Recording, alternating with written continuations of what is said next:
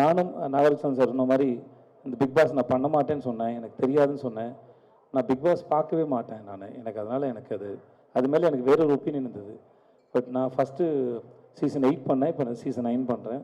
நான் அங்கே போனதுக்கப்புறம் அது ஒரு பெரிய ஒரு சிறந்த புத்தகம் மனிதனை படிக்கிறதுன்னு நினைக்கிறேன். அங்கே இருக்க நிறைய மனிதர்களையும் அவங்க பண்ணுற அந்த டாஸ்க் மூலம் பிஹேவியர் மூலம் நானும் நிறையா லேர்ன் பண்ணிட்டு இருக்கேன்.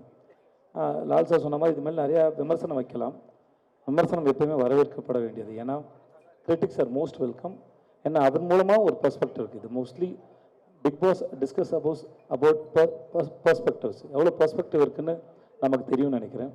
ஸோ நிறைய கேள்விகள் முதல்ல எனக்கு பதில்களை விட more than an answer, I like questions. So Big Boss raised so many questions towards me. So I learned a lot of things from Big Boss, and then I'm very happy that I'm doing it. அப்புறம் ஜியோ ஹாட்ஸ்டாருக்கு ரொம்ப நன்றி. என்னோடய series release ஆச்சு. அப்புறம் இங்கே இவ்வளோ பணத்தை invest பண்ணுறீங்க, நிறைய பேருக்கு வேலை வாய்ப்பு, நிறைய பேர் ஆசையும் கனவோடு இருக்காங்க. இங்கே சொல்லப்பட வேண்டிய கதைகள், நிறைய பேர் சொல்லணும்னு ஆசைப்படக்கூடிய கதைகள் நிறையா இருக்குது. ஆர்ட் மனுஷனை ரொம்ப பக்குவப்படுத்தும், எஜுகேட் பண்ணும், முன்னாடி கொண்டு போகும்.